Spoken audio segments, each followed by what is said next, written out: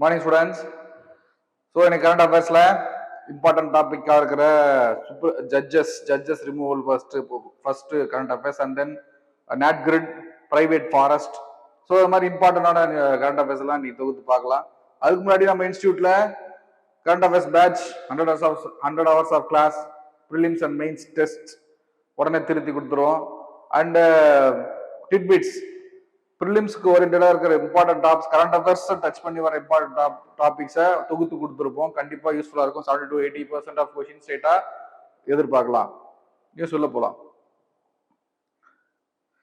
Supreme Court questions speakers committee formation.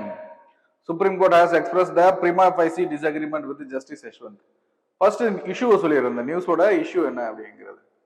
So இந்த justice Verma இருக்காரு இல்லையா, இவரோட வீட்டில் பாதி எரிஞ்ச பணம் கரன்சி நோட்ஸ் நிறைய மிஸ் ஆச்சு. ஸோ அதனால ruling government justice Yashwant Varma அவரை வந்து இம்பீச் பண்ற நீக்கிறதுக்காக மோஷனை பாஸ் பண்றாங்க. ஸோ அந்த மோஷன் வந்து at the same time both Lok Sabha and Rajya Sabha ரெண்டு ஹவுசஸ்லயும் ஸ்டார்ட் பண்றாங்க.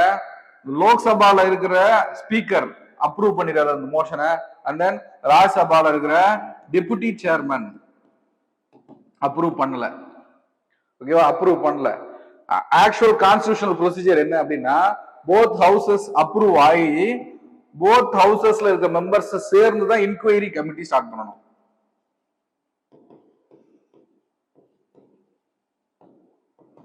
இதுதான் procedure.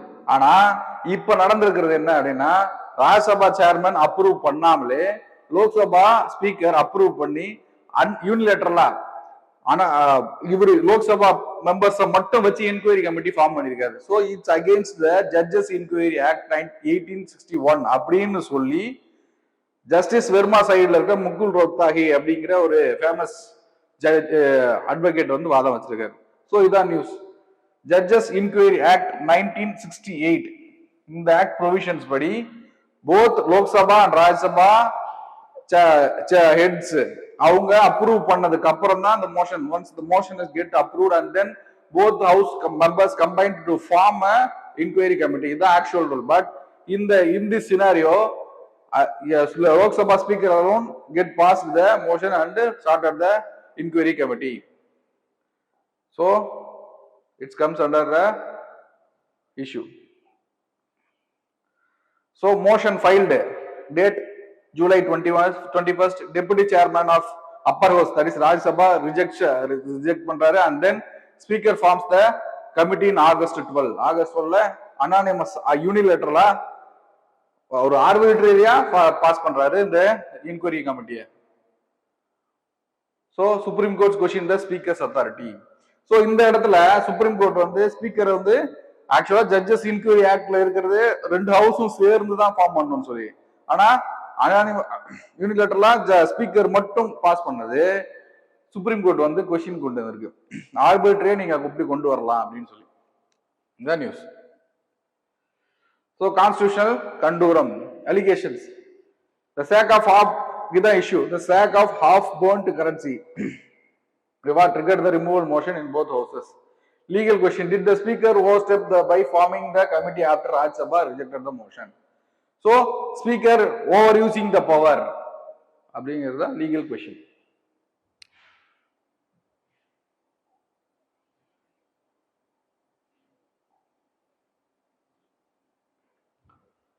Legal procedure dispute. So judges inquiry act 1968 இந்த ஆக்ட்ல இஷ்யூ. இந்த ஆக்ட்ல இருக்கிற ப்ரொவிஷனுக்கும் இப்ப நடக்கிற விஷயத்துக்கும் கான்ட்ரடிக்ஷரியா இருக்கு.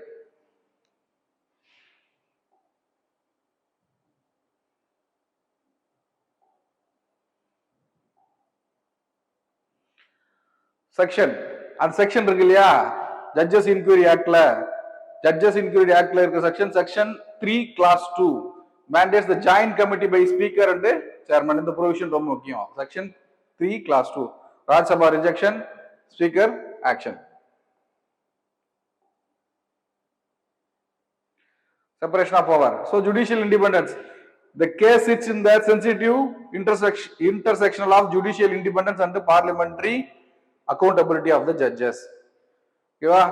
ஸோ ஒன்ஸ் இந்த லோக்சபா அண்ட் ராஜ்யசபா ரெண்டு ஹவுசஸும் போத் ஹவுசஸ் ஜாயின் பண்ணாதான் இதை எடுக்க முடியும் அப்படின்ற ஜட்ஜஸை நீக்க முடியுங்கிற ப்ரொவிஷனை ஓவர் ஸ்டெப் பண்ணி இன்கொயரி கமிட்டி ஜஸ்ட் லோக்சபா மெம்பர்ஸை மட்டும் வச்சு பண்றாங்க. So judicial independence has been questioned here அப்படிங்கிறது தான் இதுல கொண்டு வராங்க.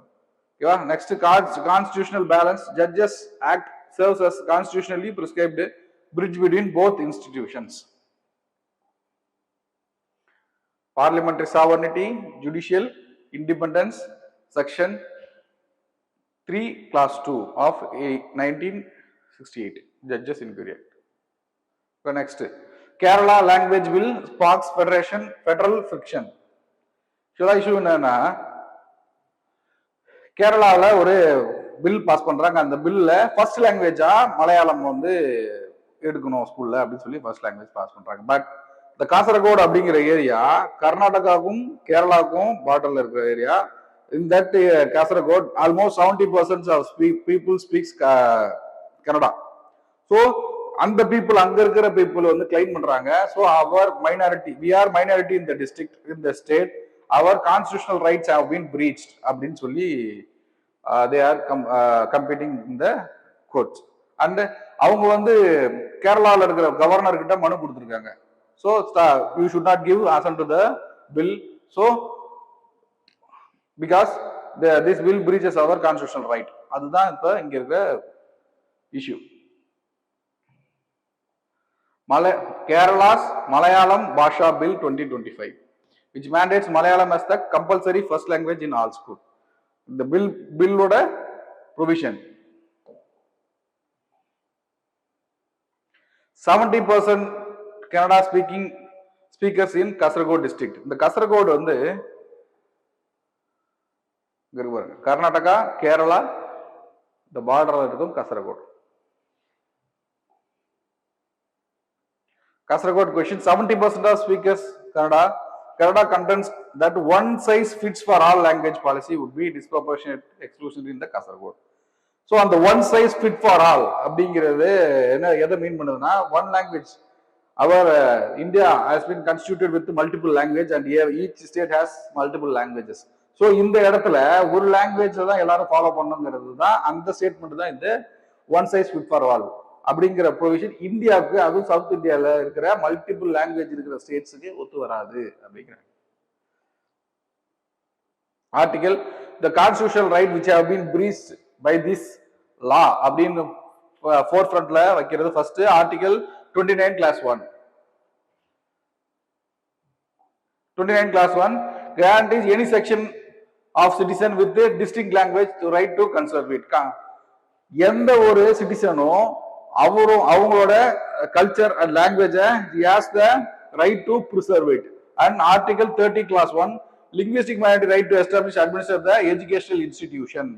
So every linguistic minority people has the right to preserve their culture and run their own educational institution. அப்படி பார்த்தா இந்த மலையாளம் பாஷா பில் வந்து இந்த ரெண்டுத்து பிரீச் ஆகுது அப்படின்னு சொல்லி கொண்டு வரும். Article 350A directs states to provide instructions in mother tongue at the primary stage for linguistic minority. So primary stage, primary school இருக்குல்ல, எல்கேஜி யூகேஜி, நம்ம பிரைமரி ஸ்கூல்ல ஃபர்ஸ்ட் மதர் டங்ல தான் எஜுகேஷன் கொடுக்கணுங்கிற ஸ்ட்ரெஸ் பண்றத ஆர்டிகல் தான் ஆர்டிகல் 350A.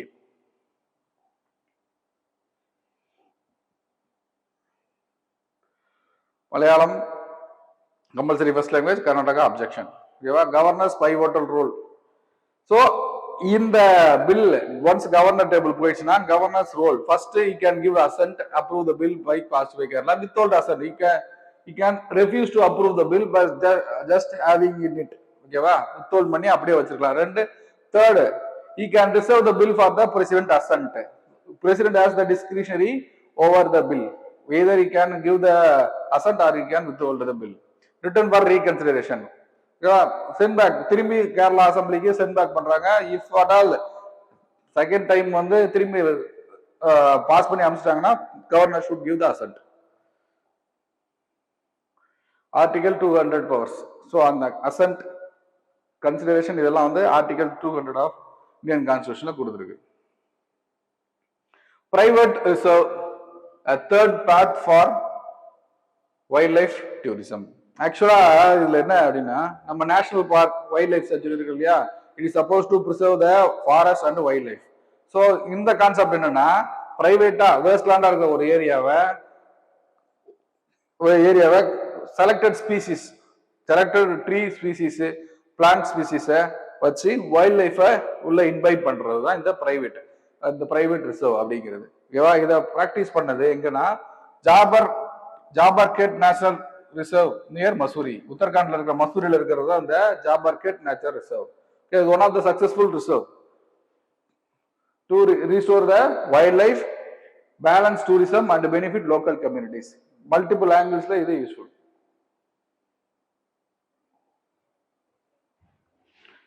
ஸோ ஒரு pictorial reference. So Jabarkhet model first foundation வந்து 2015ல India's first privately owned nature reserve established in Mussoorie. And then initial restoration cleared 500 kg of carbon. ஆக்சுவலா ஒரு வேஸ்ட் லேண்டு, அந்த இடத்துல இந்த 500 kg ஆஃப் கார்பேஜ் ரிமூவ் பண்ணிட்டு 3 tons of invasive European weed before opening it to visitor. European weeds கலைப்பொருட்கள் நிறைய இருந்தது remove பண்ணிருக்காங்க. வேஸ்ட் அண்ட் கலைப்பொருட்களை ரிமூவ் பண்ணிட்டு restore the diverse woodlands with oaks, deodars, rhododendrons, இந்த மாதிரியான மர வகைகளை ஃபர்ஸ்ட் அதுல பிளான் பண்ணிருக்காங்க. And then wild life return, leopard, barking deer, goral, Himalayan griffon, vultures, இந்த மாதிரி என்டேஞ்சர்ட் ஸ்பீசிஸ்லாம் உள்ள ரிட்டர்ன் ஆயிருக்கு. And then by 2025 it is one of the successful method to preserve the wildlife and the forest. So previously 2015ல இருந்த அந்த ஜாபர்கேட் reserve 2015லயும் 2025லயும் இருந்த ஒரு pictorial இதுதான்.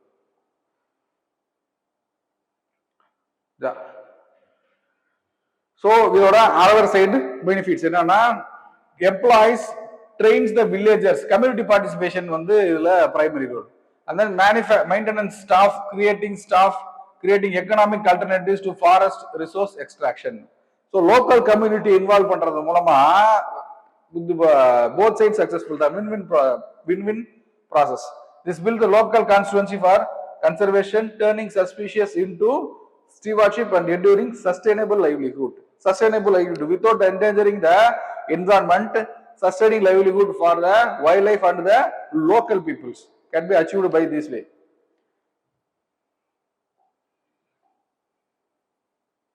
Slow tourism as conservation tool. First, self-paced trial.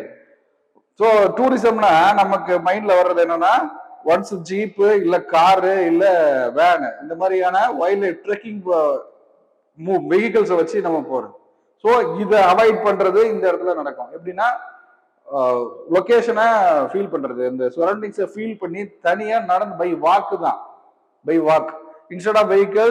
Safaris minimize the disturbance and carbon footprint. Affordable walking trails created with இந்த மாதிரி walking trails create பண்ணிடுவாங்க அந்த private இதுல.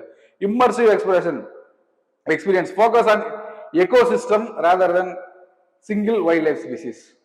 ஒரு வைல்ட் லைஃப் ஸ்பீசிஸை பார்த்து அட்மையர் பண்றதை விட ஒட்டுமொத்த எக்கோசிஸ்டமையும் உள்ள ஃபீல் பண்றது தான் இந்த பிரைவேட் ரிசர்வோட ஒரு அப்ஜெக்டிவ்.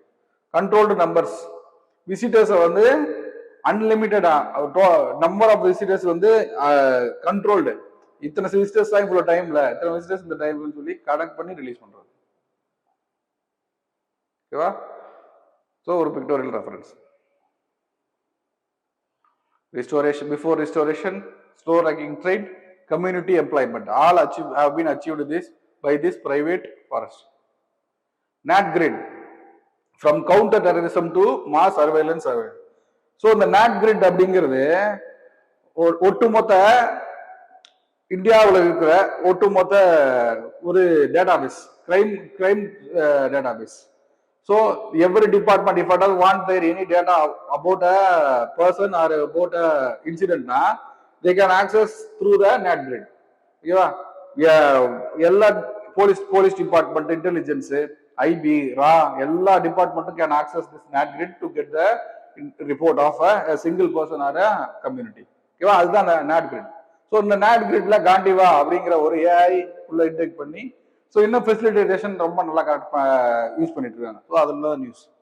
அதுல நேஷனல் பாப்புலேஷன் ரெஜிஸ்டர் அப்படிங்கிற ஒரு டேட்டா ரெஜிஸ்டர் டேட்டா பேஸ், அந்த டேட்டா பேஸையும் இந்த நாட் கிரிட்டையும் லிங்க் பண்றாங்க.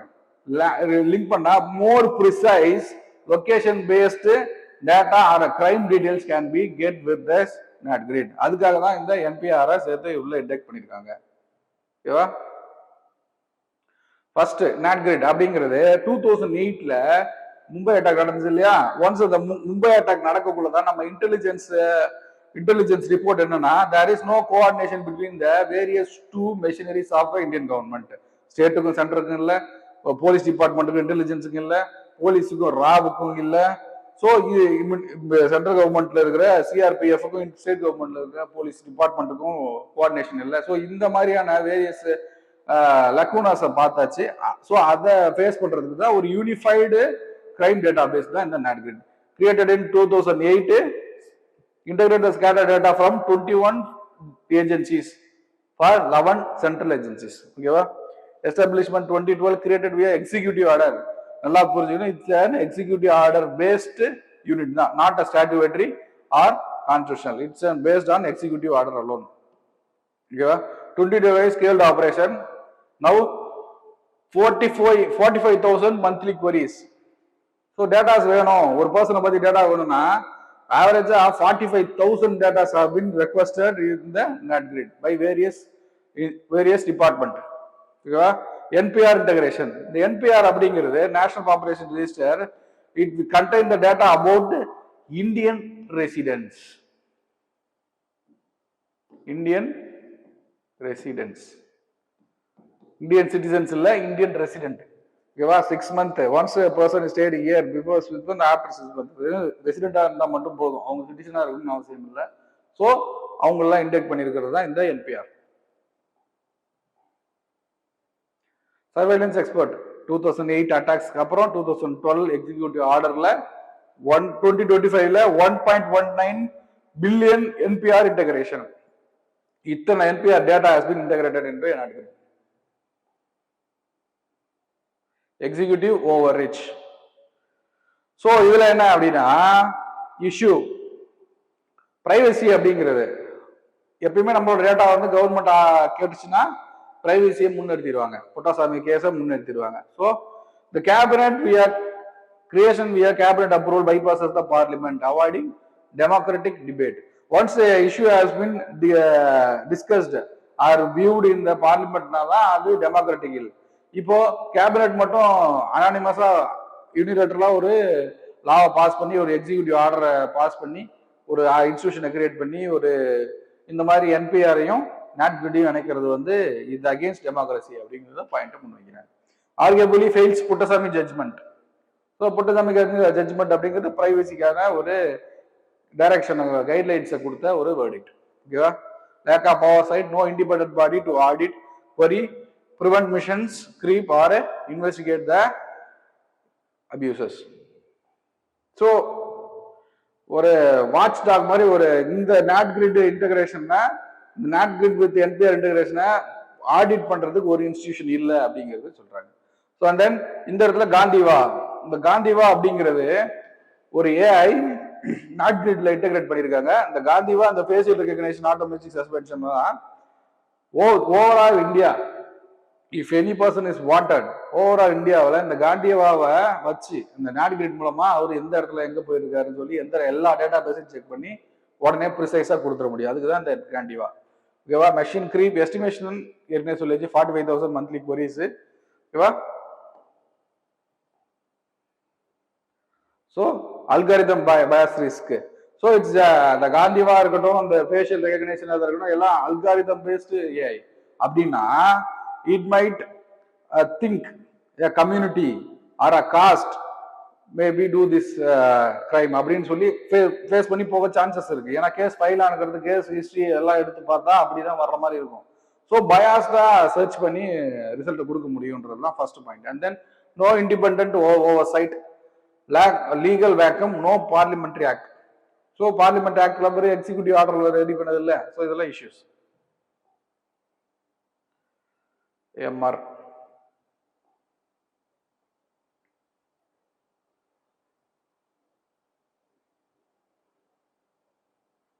India's climate progress, achievements and the gaps. India has successfully reduced the so இப்போ ரீசெண்டாக வந்த ஒரு ரிப்போர்ட் இது என்னன்னா, இந்தியாவோட contribution for the Paris climate peace climate அக்ரிமெண்ட்ல it has been considerably good but not that much effective அப்படின்னு சொல்றாங்க. We are reducing our carbon emission. At the same time, to contribute the GDP, the evolution of GDP contribute more to the global emission. ஓகேவா? இரண்டுமே இருக்கு. நம்ம நான் ஃபாசில் ஃபியூவலை நோக்கி நம்ம போற பயணமும் கன்சிடரபிளா நல்லா இருக்கு. அதே டைம்ல ஜிடிபிக்காக கோல் மாதிரியான ஃபாசில் ஃபியூவலை எரிக்கிறது மூலமா நம்மளோட contribution to the greenhouse கேஸும் அதிகமா இருக்கு. ஓகேவா? இதுதான் news. They have successfully reduced the emission intensity and increased the non-fossil capacity, but challenges remain translating into this absolute emission.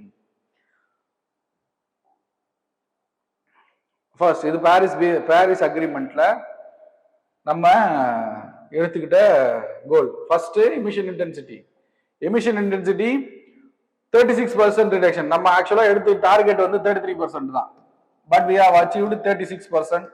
And non-fossil fuel capacity for 40% தான் reduction போட்டிருந்தோம். But we are achieved 51%. So இந்த ஏரியாவெல்லாம் நம்மளோட activity much better. But in the carbon sink we have achieved only 2.29 tons versus 2.5%. 2.29 தான் நம்ம achieve பண்ணியிருக்கோம். 2.5 இந்த tons இந்த லெவலுக்கு நம்ம எய்ம் பண்ணிருக்கோம். But we have achieved much less. ஓகேவா?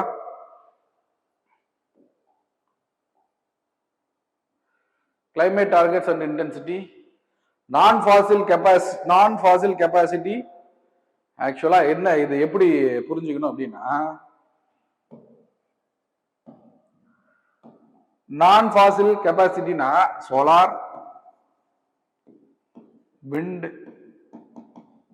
நியூக்ளியர் இந்த மாதிரி எனர்ஜி ப்ரொடக்ஷன் இன்க்ரீஸ் ஆயிருக்கு சப்ஸ்டான்ஷியலா.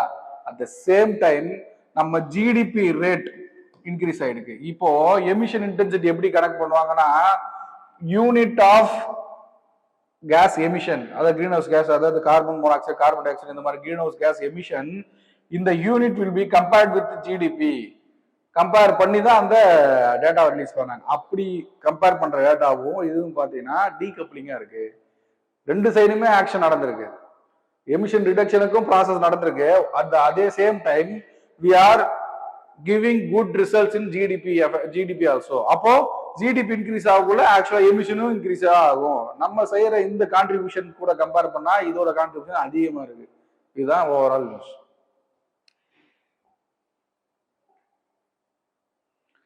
Incomplete decoupling, capacity versus generation gap சொல்லியிருக்கு இல்லையா. கெப்பாசிட்டி நம்ம என்னதான் நம்ம நான் ஃபாசில் ஃபியூல் கேஸை ஃபியூலை அதிகப்படுத்தினாலும் ஜிடிபி கான்ட்ரிபியூஷனுக்காக நம்ம ஃபாசில் ஃபியூல்ஸ் யூஸ் பண்ணிட்டு தான் இருக்கோம். Almost 70% of coal has been used. Coal 70%, நம்மளோட எலக்ட்ரிசிட்டி ஜெனரேஷன்ல 70% கான்ட்ரிபியூஷன் கோலுக்கு மட்டுமே இருக்கு. அப்போ கிரீன் ஹவுஸ் கேஸ் எமிஷனும் அதிகமாக தான் இருக்கும். Emission intensity reduced, but absolute emissions அதிகமா இருக்கு. சொல்லியிருக்கு இல்லையா, ஒரு யூனிட் ஜிடிபி கூட ஒரு யூனிட்டை சேர்த்து வச்சு பார்த்தா குறைஞ்சிருக்கு. பட் ஓவரால் ஜிடிபியோட கம்பேர் பண்ணக்குள்ள நம்மளோட எமிஷன்ஸ் அதிகமாக தான் இருக்கு.